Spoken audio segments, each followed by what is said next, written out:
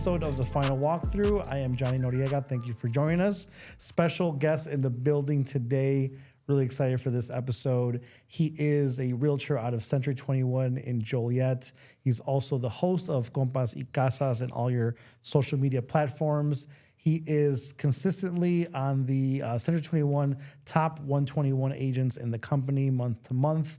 And he just received a prestigious Maverick Award for 2024. Ulises Huitron in the building today. How was that for a freaking intro, bro? Let's go. First of all, thanks for having me on your podcast. This is the first time I've been on someone else's podcast. So I was just thinking that we were talking about that the other day, and you're like, why don't you ever have me on? I'm like, cause man, you got your own, bro. You know, we can't cross worlds here, but no, man, good to have you. Ulises, just to tell everyone real quick, when I started the Final Walkthrough, part of the thought process behind it was in talking to him, because around the same time you had started before, or was it after? Well, what it was is we started the market updates. Yeah. And our good friends at XR Space, shout out to XR Space, they lent us their studio to say, hey, try this out. Yeah. You know, it was a nice sales pitch, by the way. Thank you. Yeah, it works. The sales works, right? The upsell. Yeah. It's like the free sample. It's like, oh, by the way. But essentially, we do those consistent market updates, keep everybody informed.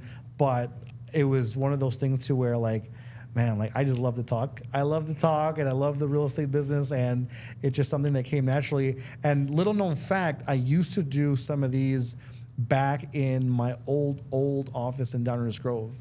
And it used to be just like in our conference room.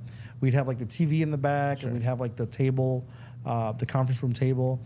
And same thing, just had guests on. And it was just like the one-shot angle and really no script, nothing, which, I mean, it still isn't. But as far as like bringing it back, I think three or 4 years later, we're back to it. So good to have you, man. Just wanted to start off real quick. Where are these houses at, man? These houses? We need some houses. We need some houses, and we need them lower priced, and we need these rates lowered. Touch base what you're seeing out there right now. I think we're going to have another pandemic. I'm just kidding. I'm just kidding. Breaking news. Breaking news. So the crazy thing is, right, everyone's complaining about these home prices. Everyone's complaining about these rates. Everyone wants cheaper housing. But the reality of the situation is the economy is actually in a good place. Unemployment's down. People are getting paid for their savings in their bank accounts. I think they're getting paid like 5%. Rates are normal on a 30, 40-year average. They're right where they should be. Yeah. So that being said, you know, it's a perfect equilibrium, but we just don't like the prices. We got, we got spoiled with 2, 3, 4% interest rates back during the pandemic, and it took a pandemic, a global catastrophe, to bring those rates down because nobody wanted to spend money. Now, you know, it's we're beginning June of 2024. It's election year, so again, there's a lot of uncertainty in the market and in the country. You would think that with election year, that's kind of been like the if you're like a conspiracy theorist, you're like, oh, of course, rates come down near election season and yada yada. But I mean, we're in June now, and looking into the next couple months, heading towards the elections, they haven't budged that much. No. And I remember I always like making fun of these people where November, December, they were like, come, spring, come summer, Powell, the chair, 6 times they're going to drop, right? And a lot of people, kind of held back, I would say, didn't buy during the winter, didn't buy early spring for that anticipation. And now you're left with similar rates, but these prices continue to soar. So how do you correlate that with a buyer that's just fresh, first time buyer, sees a couple, minutes of like news regarding real estate, maybe the neighbor just bought or the parent just bought, but how do you correlate like all the noise into like the reality of starting the buying process? Well, no matter who they talk to, right? Eventually, if they're serious and they want to buy, they're going to run into the reality of the market. So if, you hear about your neighbors, your aunts, or your family members, or, breaking news that reports stuff from 2 weeks ago, it's best to talk to a real estate professional that's very active in the area you want to buy in, because they have their ear to the street and know what's going on. That being said, they will also guide that buyer as to what it is that's most important to them. And we have these conversations all the time. don't worry about interest rates. They go up and they go down. They're actually normal. Worry about your monthly payments and your cash close. Those are the two most important factors that you need to be okay with as a buyer when you're out searching for homes. So if you're okay with those two things, when rates drop, refinance. Just make sure you're getting great service from your professionals and you're happy with the way the process is going. I also, to kind of piggyback off that, I also can't stress enough how important it is to kind of have that initial conversation up front. Sure. And as a professional, not veer into it with like a negative tone to it in the beginning. Yeah. Because I've seen, I we're blessed to work with a number of referral partners that gives us a chance to help their buyers. And I've seen both ends of the spectrum. I've seen the happy-go-lucky, oh, don't worry, you're in good hands, we're going to work quickly, I'm going to find you something. And they set the bar right pretty high. And then I've seen the opposite, right, to where they're like, oh, well, Yeah. they look at the pre-approval, they're like, oh, well, I don't know, it doesn't look good, and we'll see what's out there. I feel there's got to be that like middle ground to where you definitely set clear expectations of what's going on in this market, but you also kind of have to give it some sort of positive outlook to it, because ultimately you will land a house, Absolutely. And sure, maybe it's not a buyer's market, but you have to think past the transaction of the client.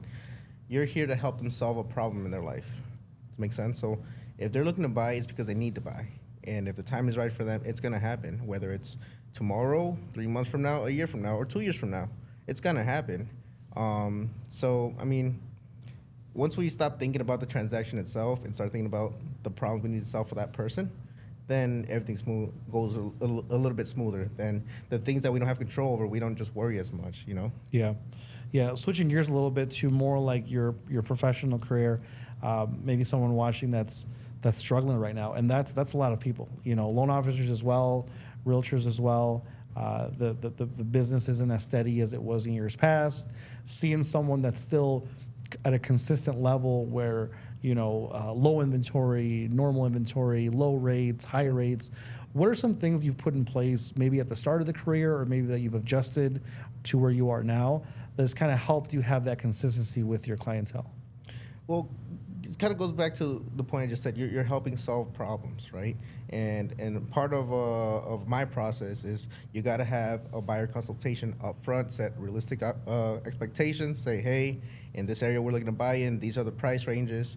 And, you don't know up front, right? But you can estimate what a monthly payment could be, right? If they're not okay with these things, then let's problem solve. Let's see, okay, other areas, and let's be realistic, right? The worst thing that you can do as a realtor, I think, is try to force a sale to happen and not disclose or not address certain of these things up front. And that's one of my biggest lessons, I think. It's like, because if you try to force something to happen, it's gonna cancel, whether it's condition of the home or monthly payment, whatever it may be. So if you address these things up front, just like I know in your process, you verify all assets up front so you don't have any issues down the road. Same thing on my side.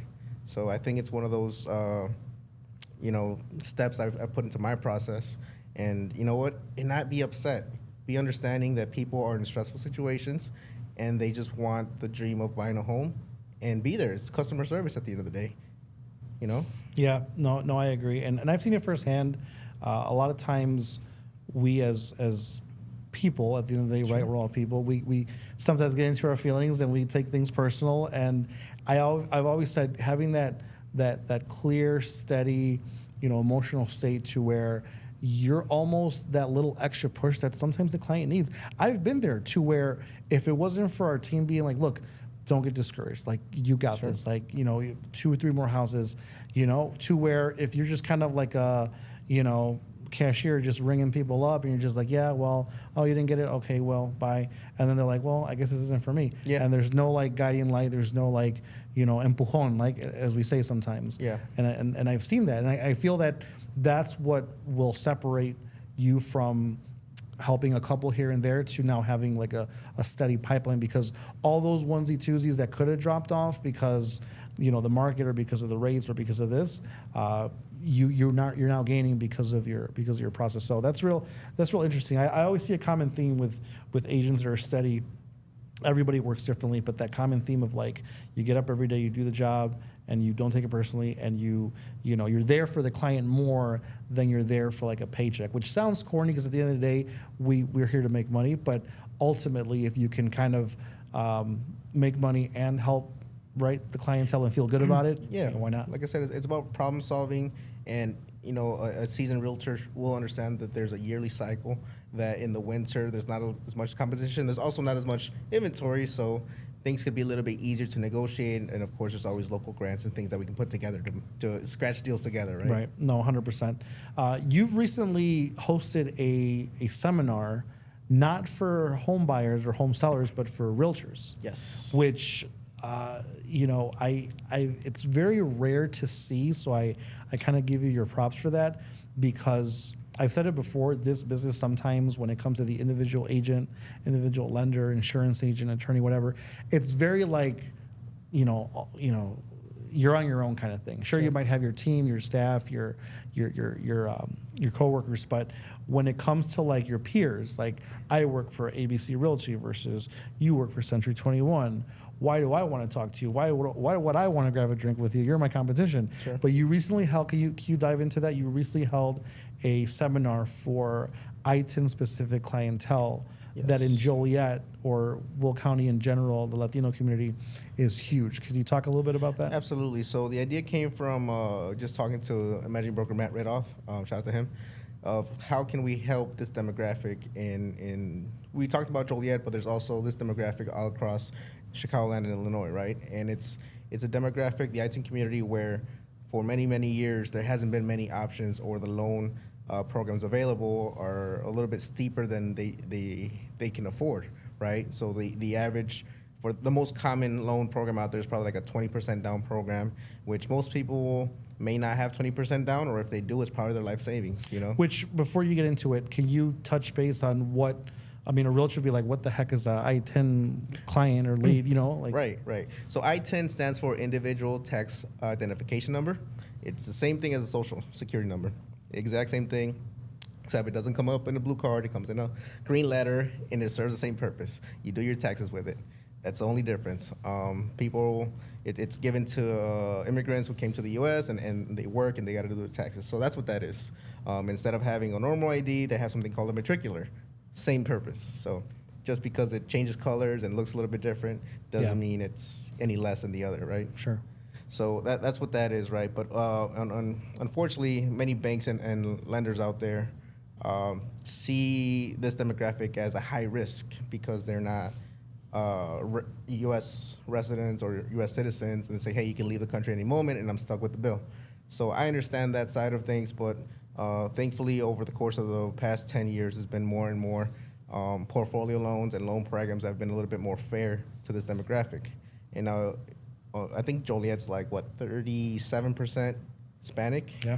So we're getting up there. we're getting up there. So can you imagine how many people are not being serviced? Right. Can you imagine how many people would love to buy a house, but they don't know that they can?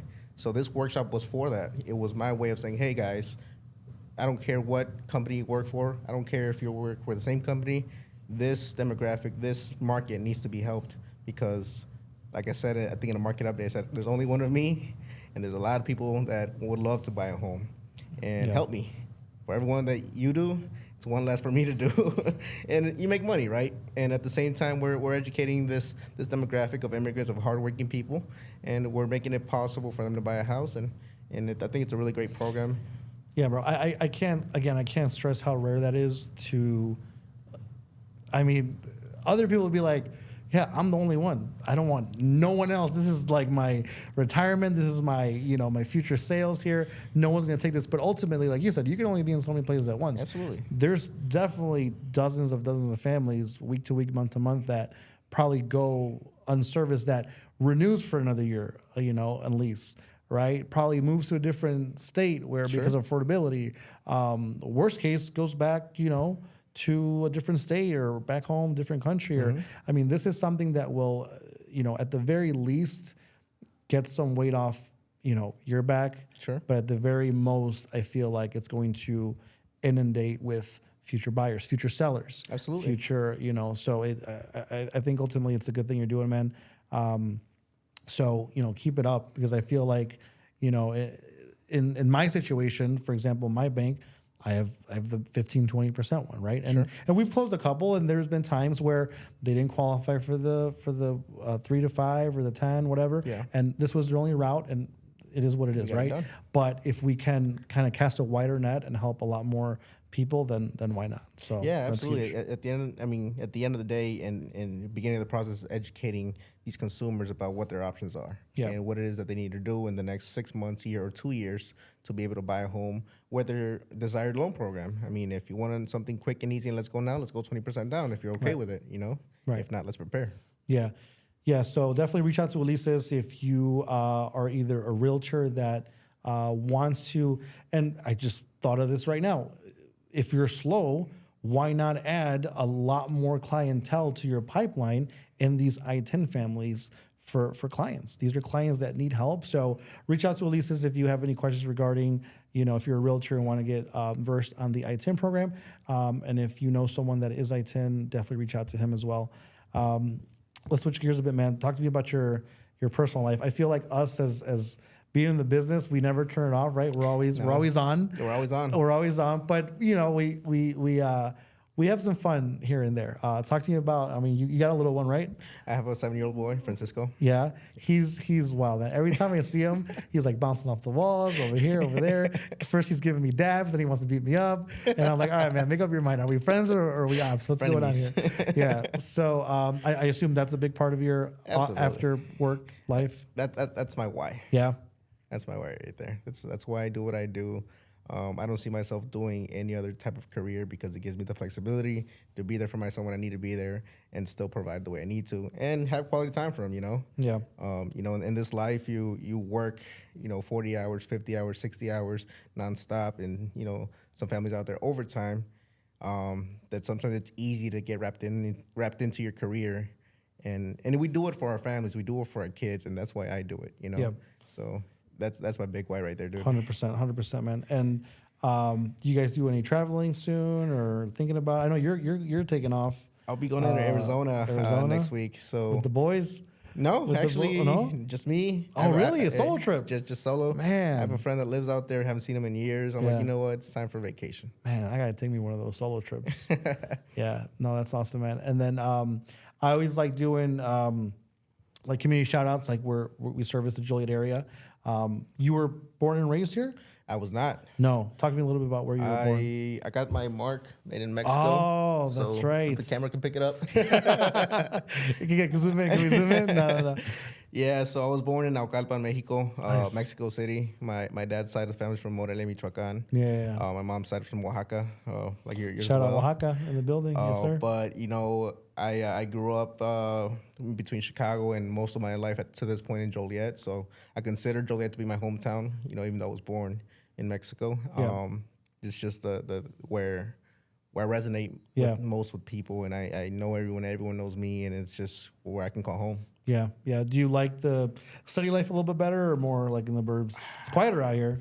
I kind of like Well, the it burbs, depends man. where you go. Yeah. Out here, but it's normally quieter. The city's fun, man. I can't live there though. City is fun. City's fun. I can't live there though, and there's a lot of stuff going on around this area in Joliet. So I look forward to the developments that are coming, and there's some great places to check out around here in town too. Yeah. We also connected with the Leda connection, right? I know that's a big part of your day to day as well. Talk to me one or two things you like about Leda, the organization as a whole. What they stand for, man. Mm-hmm. What they stand for, it stands for Latino Economic Development Association. Not just Latinos, but what they stand for is helping people start their business, become entrepreneurs, learning the ins and outs of the technical side, because we have some of the most hardworking people in the area. But when it comes to knowing what an EIN is, or incorporating your business in articles of organization, we're lost. So we're bridging that gap of information to the people that need it most and helping them achieve their dreams of being business owners. And I think that's a beautiful thing. Yeah. And that's one thing that I love about Joliet is, I was born and raised here. And the very early memories that I have, I mean, it's just kind of people having their own business. Sure. I've yet to go to a different, city around here where it's as vast and as diverse, while at the same time that entrepreneurial spirit is like within all of us. Like everyone has their full-time job, Sure. but then everyone has a side hustle. Yes. Everybody has a side hustle. Now, Yes. part of it is probably because of the affordability nowadays where prices are going up. So we need to make, we got to get some extra cash. Sure. But even then, I mean, just the amount of time and effort that's put into these side businesses. Sure. I mean, I've seen like, online sales. I've seen like, just mechanic. I've seen just food runner. I've seen deliveries. I've seen driver. I've seen, just this plethora of things that eventually, if it all falls into place, maybe you take the jump from that and you quit your full-time job and you jump right into it. I mean, you did this with real estate. Yeah, I was gonna say that's the exact same route I took, and that's the exact same route a lot of these business owners I know take. It's you set out to start your business, but you still got to pay the bills, right? And for me, that's kind of what it was too. I was working at the railroads for a company called DCLI. They lease equipment for containers. Yeah. So for shipping containers, and that's what it was. So I started at a brokerage in Naperville. And I started with them strategically because they had a lot of offices in the Chicagoland area. And my job at the time, my full-time job, could put me in anywhere in the Chicagoland area. So I figured wherever they put me, I would work that market for real estate to get my feet wet, right? Yeah. So to speak. But eventually you gain traction and you got to take that leap of faith.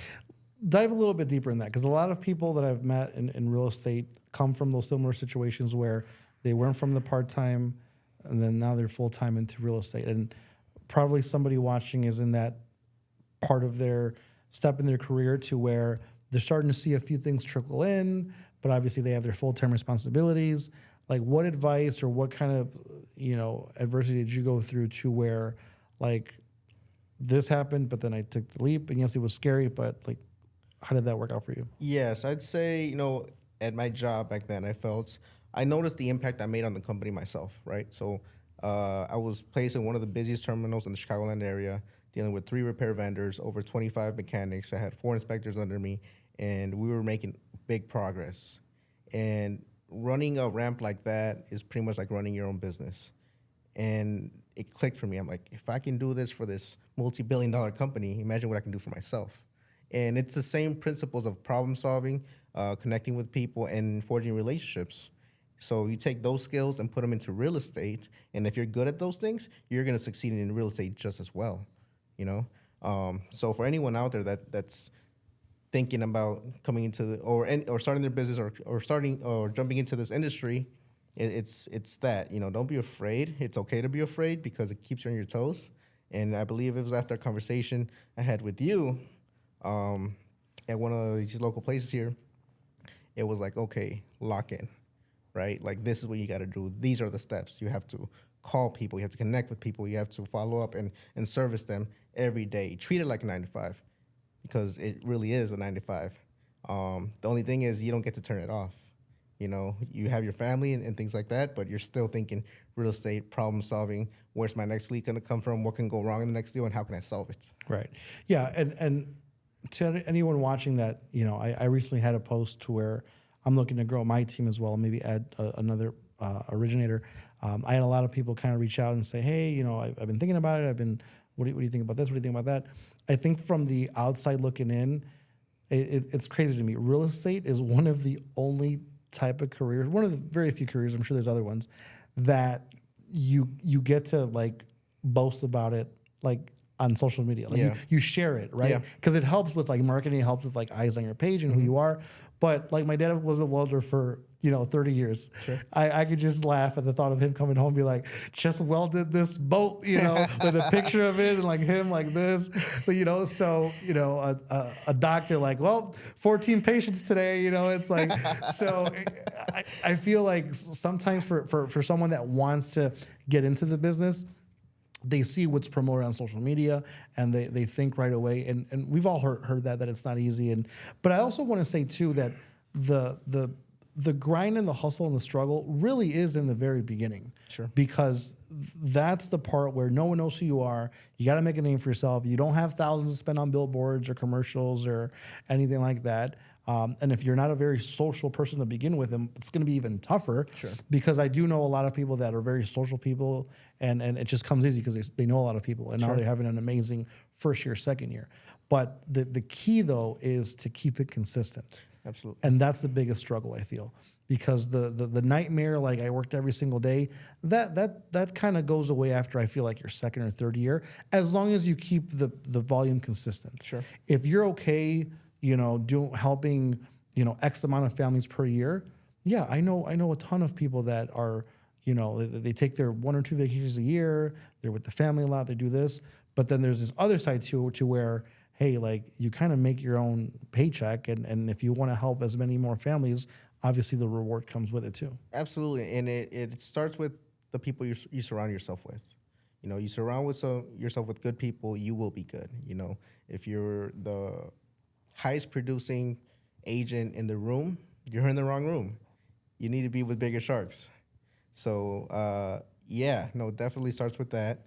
Also, this industry is one of the few industries where starting off, you can make more money or the same as someone that's been doing it for 20 years.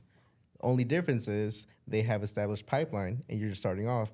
But if you grind and keep at it every day, you can make what they make, in a short time. Yeah, and it's boring. Like the stuff that you say about like grinding, it's literally just connecting. It's follow up. We just make it sound It's cool, right? having Excel spreadsheets and putting a tick next to someone that you just followed up with and a note, and it's that. And people, I have a very tough time sitting at a desk and just typing this up, but I force myself to do it. And it's one of those things to where, sometimes you'll get burned and you learn quickly, like you can't be, half-assing this because it's gonna come back to bite you. Sure. You're gonna let down a family. You're gonna let down a referral partner. So it's always in the back of my head. It'd be like, all right, don't overwhelm yourself. Don't overexert yourself. But at the same time, like keep it consistent.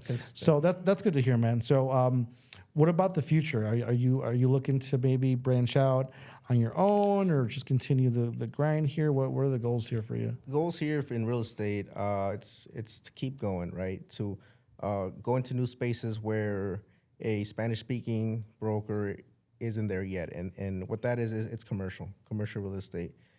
We have a ton of Spanish-speaking real estate agents for single-family homes, and that's great. I love to see it. We need more in the ITIN department so that we know how to service everybody. But I feel like there's not enough commercial real estate brokers out there.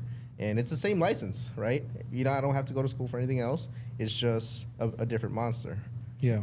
So I feel like it's a big need in the area, connecting with Leda, and I see how many business owners need space for the business that they want to start, but they don't know what a triple net lease is. They don't know anything about business credit or any of these things. So it's a huge need, and I look forward to going down that path. No doubt, man. No doubt. And I like how it's grounded to where you are now, because a lot of times people will take their learnings and then they'll go to like a different state, and then they'll go to, but just kind of, at least for me in my end, where the roots that I have planted here, I would feel weird if I would just often took off to like Texas or even in Illinois, went down to like Champaign or Chicago. Sure. Or where, don't get me wrong, I'd love the city life to experience it here and there, but just to drive by the high school and be like, yo, I went there, now I'm here doing an event for other community people, and now they're my peers having kids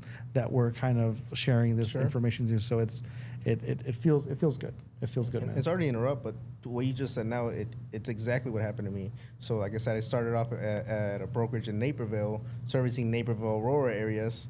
But the second where my job placed me in Joliet Ramp, and it's like I know everyone here, and it's the community I know best.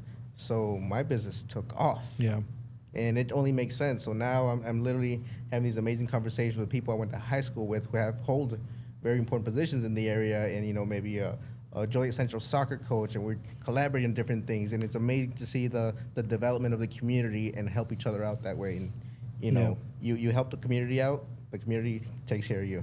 You know, it's funny you mentioned that because that you determined that based off where you worked. Yeah. I feel like a lot of people, realtors in particular, they'll get a closing in like Naperville and they'll be like, yo, Naperville's where it's at. Like, we got to go to Naperville, right? And then they'll get a closing in Joliet. Sure. And they'll be like, yo, Joliet, we got to go to Joliet.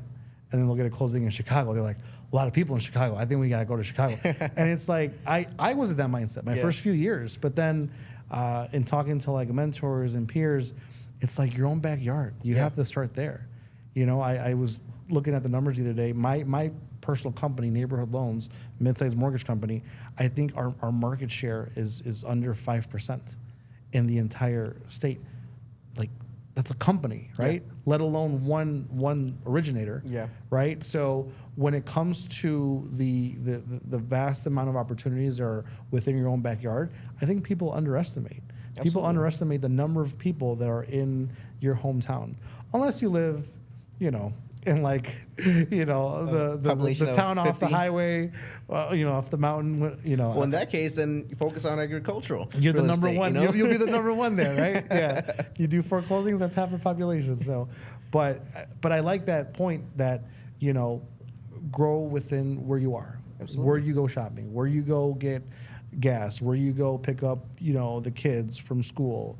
Like, embedding yourself within the community not only will you'll better service your clientele. Sure. But at the same time, you'll also see a much more rapid in growth in your business, I feel. Yeah, and I could say that firsthand. You know, once I committed to the area I want to focus on, I'm not saying I don't branch out of the Will County area. Of course I do, but you know. Oh yeah, we go where the business takes us. I've seen this man drive to cities in Illinois I did not know existed. So it's always an experience, you know. We don't turn anyone down. You help everyone. It's about helping. It's not, is it worth my time? No, because you take care of a client, they're going to take care of you tenfold. Oh, sure. All right, well, let's dive into a little bit deeper into the city, man, where you service. So I always like to do like community shout outs. So if you got maybe 2 or 3 small businesses out there that, you know, you've connected with that have helped you out, or you've helped them, vice versa, who should Joliet know in the area? First and foremost, LEDA. Yep. LEDA's at the top of the list. They're here for the small business owners and entrepreneurs that want to get going. That's number one, right? And I'm not saying that because I serve on the board. I'm saying that because it's true. Shameless plug. This guy, shameless You're on the plug. board too. Oh, am I? Yes, I also am on the board. Yes. So there's that right away. 2, of course, there's you know, just the normal small business owners. So shout out to Mariscos El Pulpo. You know, I love that place. They let us do seminars there. Fire. Food is amazing. Treat us with care, and their langostinos are best in town, I gotta say. Crawfish, if you guys, you know, seasoned crawfish. Another staple, of course, Richardson's. Ooh, when I tell you the best brisket, nachos, or burger I've ever tasted, bro. Yes. Fire. Look them up. Yeah. Let's get lunch there. Shout out to Marzell. Yeah. He's letting us do a market update there. Yeah. So shout out to him. And what's funny is we ran into it because we shoot at the local library. Yes. And every time we come out of there, it's like, man, what's for lunch? And I look to my right, look to my left. It's like the Rialto's there, and then some shopping, and then nestled right next to the library. Right there. Right there. And we'd walk in. And it's great to see the transformation that he's had. Yes. From when he first opened to now with like the bar area. So I'm super excited for what's to come for him. So yeah, shout out to him. Yeah, and I'd say, I mean, I could go off a list. I have a scroll of businesses in Sure. Joliet that through the years, but you're gonna get some calls after this. Like, no me mencionaste. You didn't shout me out, Ulises. You didn't shout me out. No, it's all good. Yeah, but who else out there? The best tan pequeña tacos in town, Casablanca.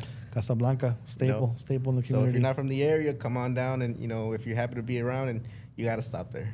Stop there. Azul Celeste is another small business that recently started, and they've, you know, welcomed us and our leather events there with open arms. Mexican style tacos. That's all I gotta say about that place. Mexican style hot dogs. Mexican style hot dogs.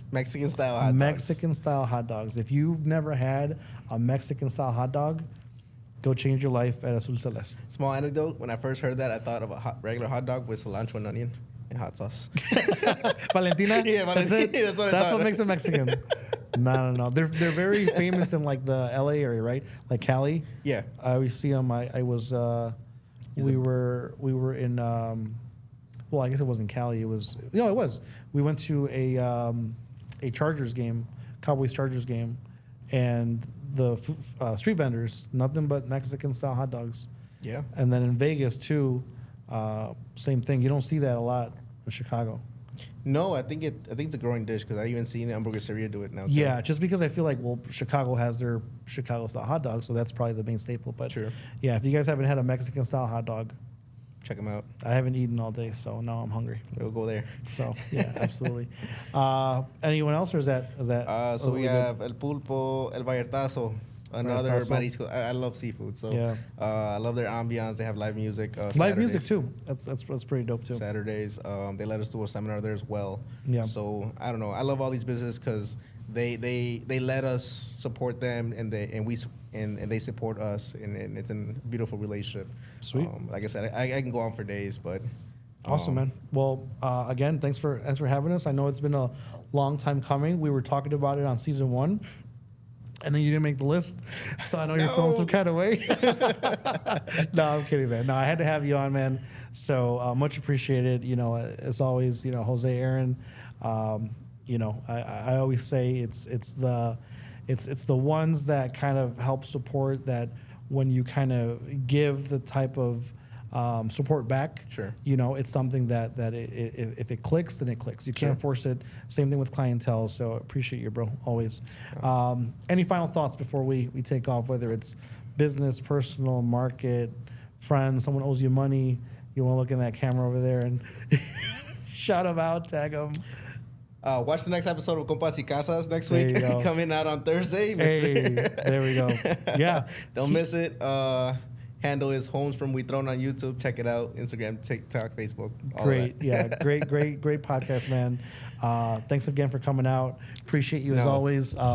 Thanks, man. Johnny. Appreciate it. Thanks for having me. Always. And maybe I haven't told you this before, but you've been a little bit of a mentor to me in this industry world. So appreciate you having me on your podcast and to continue, aside from our work relationship, I have the honor to call you a friend. So. You're the best, man. We should have started with that.